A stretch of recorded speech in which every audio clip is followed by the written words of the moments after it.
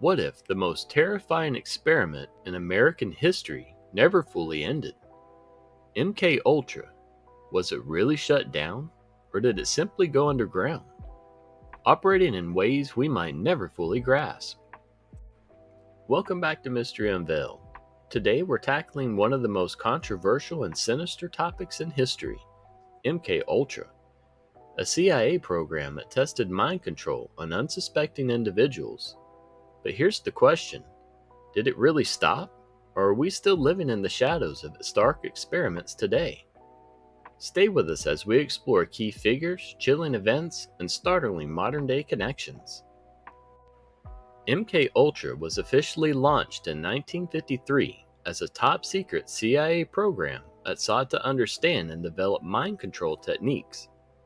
Led by Sidney Gottlieb, this project used various controversial methods, including administering LSD, electroshock therapy, and hypnosis to unwitting U.S. citizens. The idea was to control people's behavior and perhaps even create a Manchurian candidate, someone who could be programmed to commit acts without remembering or even understanding their actions. The program ran for 20 years before being officially shut down in 1973, after public outrage over the unethical experiments that came to light.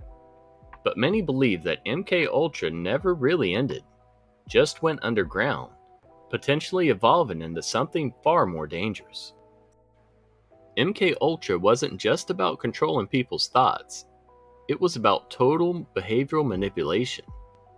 Scientists in the program believed they could use drugs like LSD, combined with psychological techniques like hypnosis, to break down a person's mental defense and control their actions. These mind control techniques were thought to have the potential to turn ordinary citizens into unwitting spies, assassins, or even agents of chaos. One of the biggest fears was that these techniques would be used to manipulate people without them knowing, kind of like a remote-controlled robot acting out someone else's orders. Despite the official shutdown of MK Ultra in 1973, recent events suggest that elements of the program may have continued covertly. On July 13, 2024, former President Donald Trump survived an assassination attempt during a campaign rally near Butler, Pennsylvania. The assailant, 20-year-old Thomas Matthew Crooks, fired several rounds from an AR-15 style rifle from the rooftop of a nearby building, striking Trump in the upper ear. Crooks also killed one audience member and critically injured two others before being shot himself by Secret Service. Thomas Matthew Crooks had no prior criminal record and no documented mental health issues. However, his social media activity revealed disturbing posts tied to conspiracy theories, political violence, and extreme rhetoric. This has led some theorists to wonder if Crooks' actions were influenced by modern-day mind control tactics, drawing eerie parallels to MK Ultra's behavioral manipulation techniques. This brings us to one of the most unsettling examples of potential mind control in history: Charles Manson and the Manson family. Manson's ability to control his followers and persuade them to commit horrific murders has been studied for decades. But recent research suggests that Manson himself may have been a product of the very same mind control techniques explored in MK Ultra. Charles Manson had suspiciously close ties to government figures involved in LSD experiments. His parole officer, Roger Smith, was linked to government-funded research on mind-altering substances, and Manson had virtually unlimited access to LSD, which he used to control his followers. This has led to widespread speculation that Manson was either an unwitting subject of mind control experiments, or worse, a deliberate participant. Manson's followers, most of whom had no prior criminal history, were manipulated into committing heinous acts, which some theorists believe is further evidence of psychological conditioning similar to MK Ultra's experiments. Manson's manipulative tactics, combined with his ties to LSD research, paint a disturbing picture of potential CIA involvement and his rise to infamy.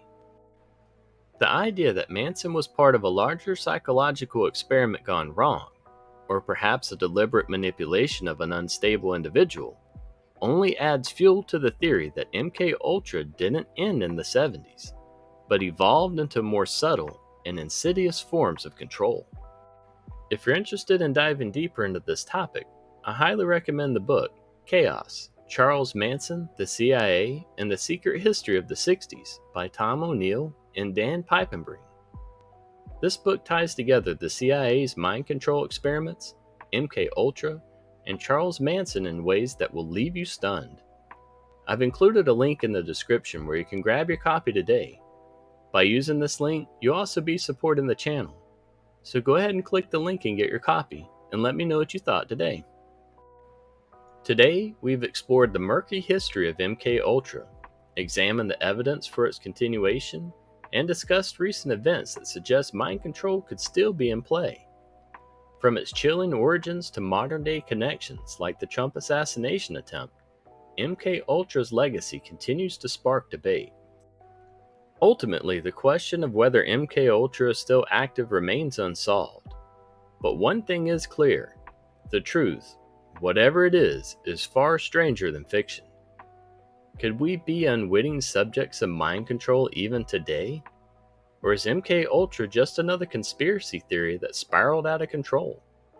I'll leave it up to you to decide. I want to hear your thoughts. Do you think MK Ultra is still operational? Or did it truly end in the 70s? Leave your theories in the comments below. Let's dive deep into this mystery together. Be sure to like this video and subscribe, and don't forget to hit that notification bell so you never miss an update. Thanks for watching, and remember, sometimes the biggest mysteries are the ones that hide in plain sight.